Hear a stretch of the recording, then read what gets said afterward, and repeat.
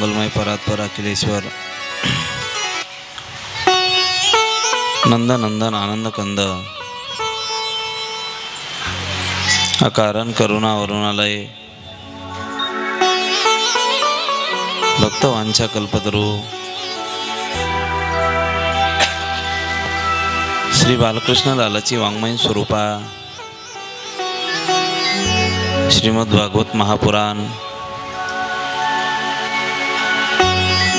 सप्ताह विधीचा आजचा 4था दिवस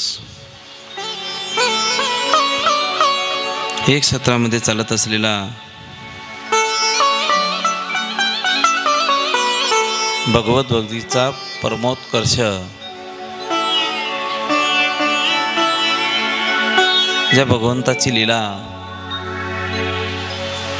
आपल्या कानांना आपल्या श्रवणेंद्रियांना आपल्या नेत्रांना आपल्या सर्वांगाला तृप्त करण्याचा प्रयत्न करत आहेत। श्री क्षेत्र कामटवाडे गाव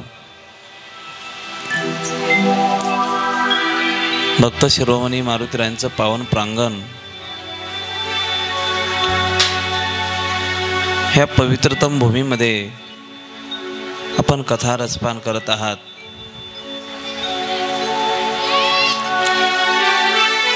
श्री राम जन्म महोत्सव श्री हनुमानजी यांचा जन्मोत्सव अशा ह्या महापर्वावर दरवर्षी अखंड हरिनाम सप्ताहाचं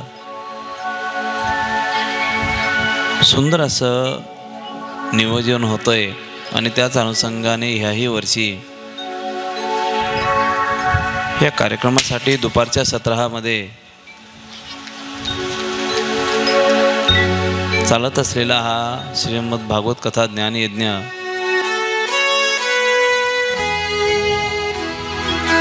या ठिकाणी आम्हाला पाचारण करण्यात आलेला आहे।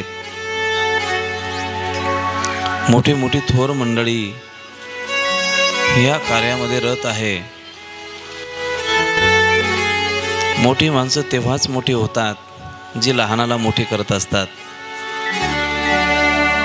बहुतांश अशी परिस्थिती पाहायला मिळत नाही। मोठी माणसं मोठेपणा सोडायला तयार नाहीत। त्यामुळे लहानी मंडळी ह्या क्षेत्राकडे कमी येताना आपल्याला पाहायला मिळते। ह्या क्षेत्रामध्ये तरुणाईची सुद्धा गरज आहे, युवकांची सुद्धा गरज आहे। तरणा भाग्यवंत नटे हरिकीर्तनात ही सर्व मंडळी थोर थोर मंडळी आहेत। आपला मोठेपणा अबाधित ठेवत असताना आपणा सर्व मंडळींना ते पुढे करून हे कार्य करून घेत आहेत।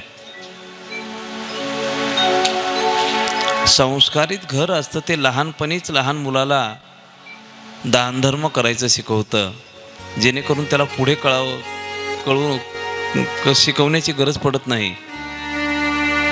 आणि कधी कधी परिस्थिती अशी येते की मोठ्या माणसांना दर्शन घ्यावं, त्यांना आदर द्यावा याचं प्रशिक्षणच जर घरातून मिळत नसलं की नेमकं महाराजांच्या पुढं गेल्यावर नेमकं काय करावं, गंध कपाळाला लावा की डोक्यावर ठेवावा काहीच कळत नाही। कधी कधी तर अशी परिस्थिती ती हार आमच्याकडे आणून देतात आणि तुम्हीच घाला म्हणतात, कारण त्याचं शिक्षणच नाही ना। परंतु ही मंडळी जर पाहिलीत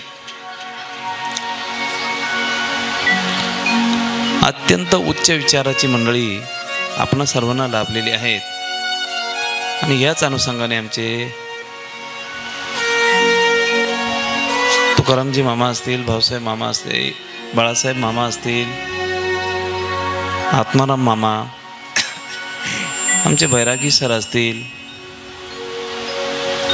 ही सर्व थोर मंडळी या नव तरुण मंडळीला पुढे करते। त्यात आमचे नामदेव मामा असतील, ही सर्व मंडळी, भाऊसाहेब दादा असतील, मयूर दादा असतील, अजून त्यांना सहकार्य करणारी मंडळी असेल, यांना पुढे करून सत्कर्मरत करून आपलं कार्य पुढे चालावं याच्यासाठी ही लालायत आहेत। नाहीतर ह्या वेळेला बहुतांश प्रत्येक व्यक्ती रिकामा नसतो, सगळेच कामामध्ये रत असतात आणि अशाही परिस्थितीमध्ये ह्या शहरामध्ये आपण सर्व एकत्रित येत आहेत. ह्या सर्व गोष्टींचं श्रेय आपण ह्या मंडळीला द्यावं लागेल. आजची ही कथा, गोड अशी कथा, भगवान श्रीकृष्णाचा जन्मोत्सव आपण साजरा करणार आहोत. आजच्या कथेलाही आरंभ करत असताना एकदा मोठ्या प्रेमाने हाताने टाळी आणि भगवंताचं नाम आपल्या मुखामध्ये घ्यायचं आहे.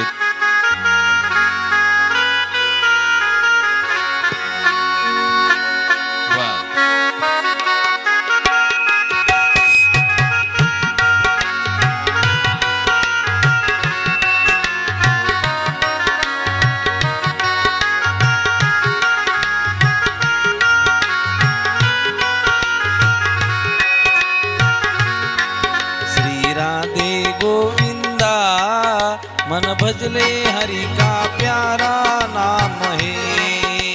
राधे बोला, सर्वांनी बोला. गोपाला हरि का प्यारा नाम रे. श्री राधे गोविंदा गोपाला हरि का प्यारा नाम है. श्री राधे गोविंदा गोपाला हरि का प्यारा नाम रे. अत्यंत गोड नाव भगवंताचं आहे. ज्या भगवंताच्या नावाला जे लिंबन लागलेलं पाहायला मिळतंय, त्याच भक्तीचा परमोत्कर्ष जी राधा मैया, तिचं नाव घेतल्याशिवाय श्रीमद भागवत कथेला पूर्णताच येत नाही. आणि त्याच राधा मैयाचं पुन्हा पुन्हा आपण नाव घेत भगवंताचं नामचिंतन करायचं आहे. श्री राधे गोविंदा गोपाला हरि का प्यारा नाम है. श्री राधे गोविंदा गोपाला हरि का प्यारा नाम रे. गोपाला हरि का प्यारा नाम है. नंदलाला हरि का प्यारा नाम है. गोपाला हरि का प्यारा नाम रे. नंदलाला हरि का प्यारा नाम रे. गोपाला हरि का प्यारा नाम है. नंदलाला हरि का प्यारा नाम है. गोपाला जी का प्यारा नाम है. हरि बोल. लाला जी का प्यारा नाम है. श्री राधे गोविंदा गोविंदा हरि का प्यारा नाम है. गोपाला हरि का प्यारा नाम रे.